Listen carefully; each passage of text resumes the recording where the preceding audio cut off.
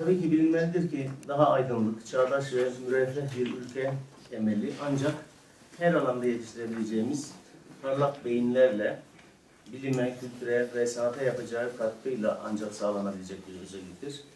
Üniversiteler de yetiştirdiği ve barındırdığı beyinlerle sahip olduğu dinamizm ile yeni fikirlerin ortaya çıkmasına, yeni buluşlar aracılığıyla teknolojinin ve insanlığın ilerlemesine doğrudan katkı sağlayan eğitim kurumlarıdır. Bu nedenle üniversiteler bilimsel ve teknik gelişmelerin merkezi olmanın ötesinde birer felsefi tartışma ortamı olarak çevrelerini bilinçlendirme ve bu yönüyle bulunduğu bölgenin bilinç ve kültür düzeyini yükseltme işlevini de üstlenen kurumlardır. Üniversiteler bulunduğu çağın ötesine bakmak, milletimizin ufkunu genişletmek gibi misyonları nedeniyle bilim ve kültür dünyamızın en önem verilmesi gereken kurumlarıdır.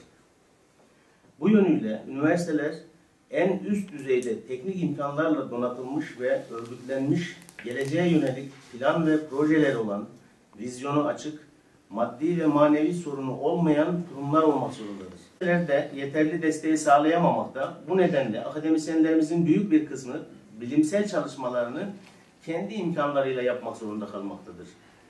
Maliye Bakanımız Mehmet Şimşek dahi gerçekleri görmekte, öğretim üyelerinin maaşlarının yetersiz olduğunu itiraf etmektedir.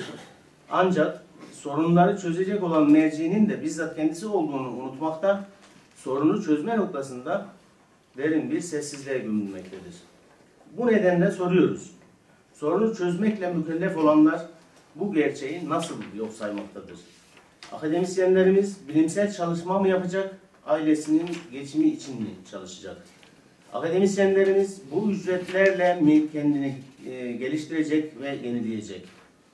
Siz bilim ve teknoloji üreten insanları geçim derdiyle baş başa bıraktığınızda ne üniversitelerimizi dünya ülkelerindeki üniversitelerle yarışabilir hale getirirsiniz, ne de ülkemizin geleceğini doğru olarak inşa edebilirsiniz.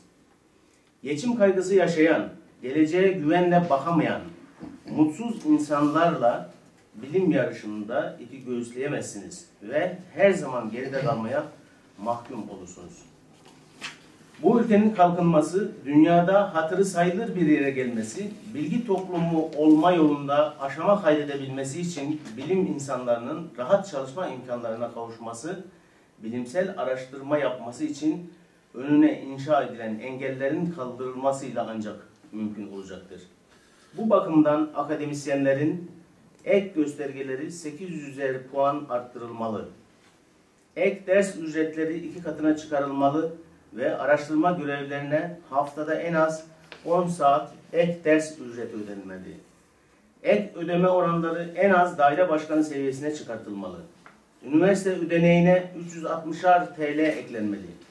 Ve akademik personelin bilimsel çalışmalarında yaptığı harcamaları karşılamak üzere tüm akademik personele en düşüğü aylık 500 TL'den başlamak üzere araştırma geliştirme ödeneği adı altında bir ödenek tahsis edilmelidir.